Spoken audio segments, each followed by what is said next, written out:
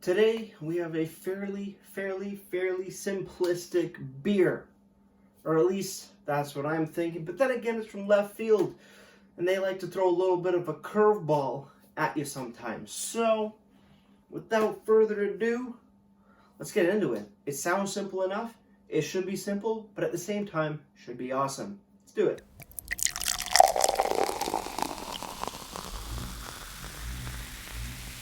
Beer. Hello everybody, welcome back to me, mate Brewski, from the Brewski Review. And today the beer that I have for you guys is from Left Field Brewing Company out of Toronto, Ontario. A brewery that I don't get beer from too often because one, they come in short cans, and two, they're hella expensive for the size that you get. But is it great beer? Usually, like a lot of the time, like 99% of the time, it's pretty damn good. But today, we have a very simple sounding beer. It's ice cold beer.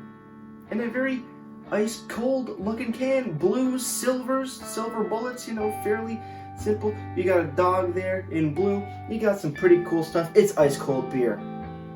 It's a lager, if I'm not mistaken. 4.5% alcohols by volume. No listed IBUs. If I'm right, and I'm usually right, it's actually an ale. Funny enough, we're calling it an ale, 100% Ontario ale. And it's a blonde ale, actually. It's not a lager. Okay. Excited. Ice cold beer, simple enough. Let's crack this bad boy open. Let's see what we got. Now, I'm going to assume that this is a fairly straightforward beer that's just done really well. One, because it is left field, and also because it looks like a lager. It's a blonde ale. The equivalent to a lager, in my humble opinion. I don't know if that's 100% accurate, but it's fairly clear. Actually, really clear. White head, looks like a lager. Not as much carbonation bubbles, but still good bit. Let's give it a smell. On the nose, very simple. Light caramel, a little bit of grassiness, a little graininess. Melon, cucumber, slight bit of corniness to it, not DMS, but smells extremely straightforward. Let's dive in.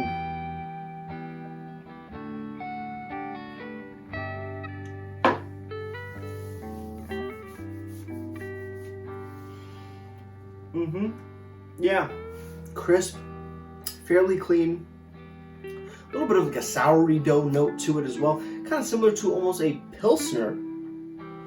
But that's kind of what you get with blonde ales. Is you get that little bit of more of like of a bittery finish compared to a lager, which I'm not a big fan of. I've never been a huge fan of blonde ales. There's only very few that I really like, but then again, they are slightly different. Rouge River had a hazy blonde ale. I think it was Pegasus, if I'm not mistaken, that I really liked. There was Brock Street's strawberry blonde ale, which is really cool. But just a simple blonde ale is something about blonde ales. Just that end note. It's not as clean as a lager. Obviously not, because lagers are a totally different animal in that aspect. But as far as blonde ales go, pretty damn good. Cheers, everybody. Let's keep on drinking.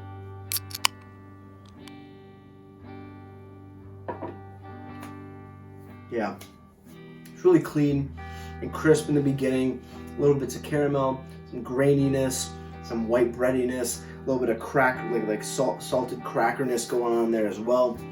Blonde ales just have that finish that is similar to a Pilsner, where it's a little, you get that hoppy bitterness. It's a little, not floral, but it's like a grassy bitterness on the end for blonde ales, where lagers are a lot more of a cleaner finish. This is a crispy boy for sure.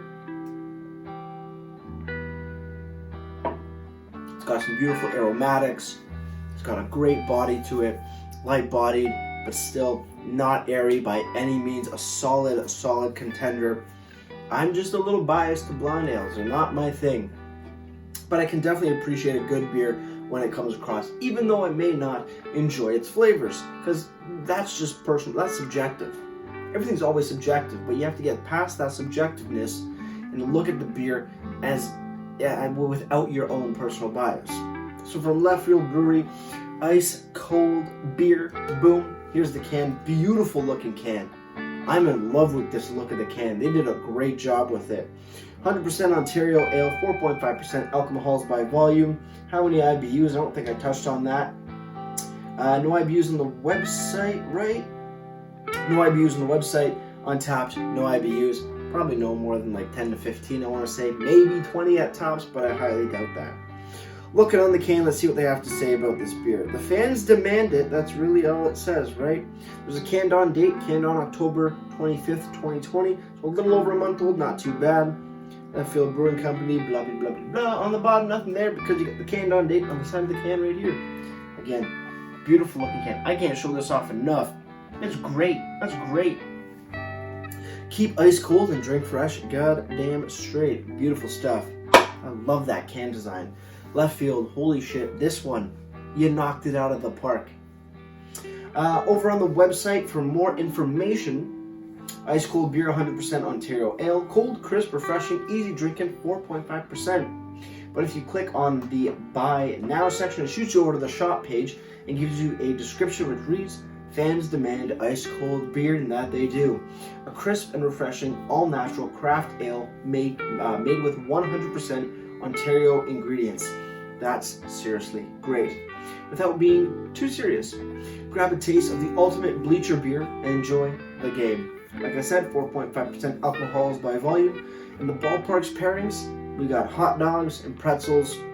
But with this being such a clean and neutral flavored style of beer, burgers, wings, pizza, anything really will go with it. It's fairly neutral, so it's very open to many different foods. Mr. Noodles, popcorn, chips. I wouldn't pair it with a steak because you'd want something a bit more richer in the drink department, but you can do it and it'd still be damn good. Fish, yeah, it's a versatile beer when it comes to food pairings.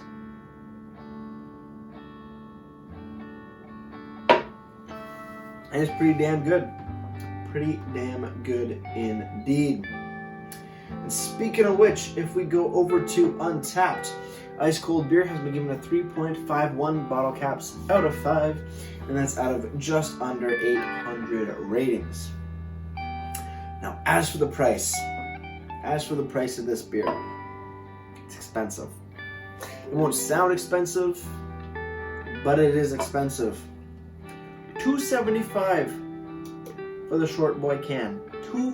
$2.75. Now, there are a lot of beers out there in this same sort of style, you know, either a light lager or, like a lager, light lager, pilsner, blonde ale, and they come in the good old tall boy configuration, and they're anywhere from $2 to $3.15. You're getting a bigger beer, a very similar style, and you're getting as good or maybe sometimes even a little bit better of a beer. So can I justify this beer for mass purchasing? No. $2.75, that's expensive. That's almost $3, and I can find, what is it, Haus Lager, House Lager. Did a review on that a little while ago.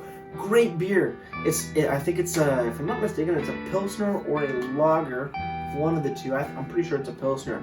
Great beer, but it's $2.40 for a tall boy can, and it's fucking fantastic.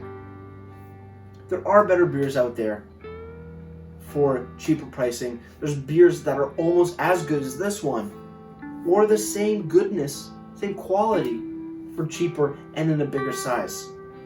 So Left Field, some of your beers, definitely get that price point that you put it at. But for something like this, $2.75 for a short boy, I can't justify that. I can't justify it. I would say go out and get it to try it, but if you're looking to get it in mass, it's not worth it. Speaking of which, if you want to pick it up from the website, you can pick it up in a 4-pack of short cans, $10. That brings it down to about $2.50 a can. I can get behind that a little bit more. Yeah, that makes sense. But $2.75 per single, I can't get behind that. But still a damn good beer. Blonde ales, like I said, not my thing, but I can appreciate a beer for what it is, looking past my own bias and own, reservations with a particular style and, going over my palate. But hey, that's cool. Here's my final sip. Let's get ready to ratings and wrap this thing up.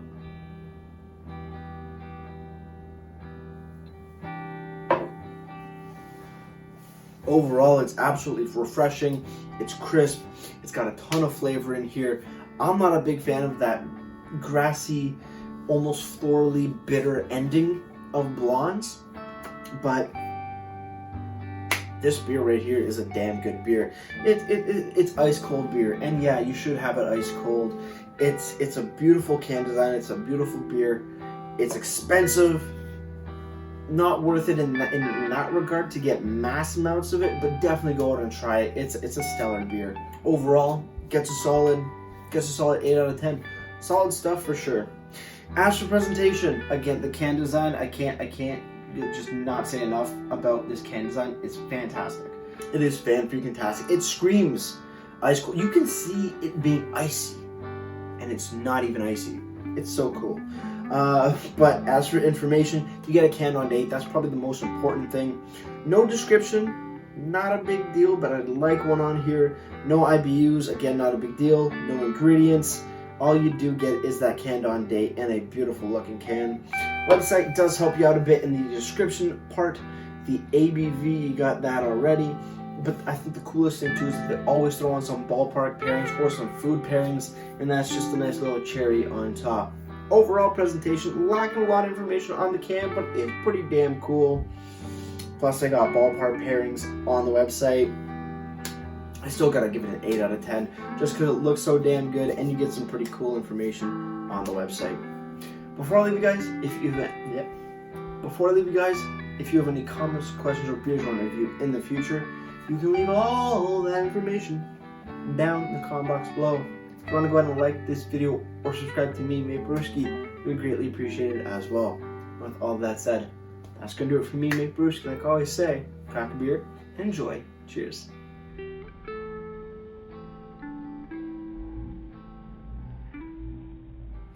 No baseball games anytime soon, but maybe I'll get to one after COVID's done. And probably crack some of these open, because they're pretty damn good. Cheers.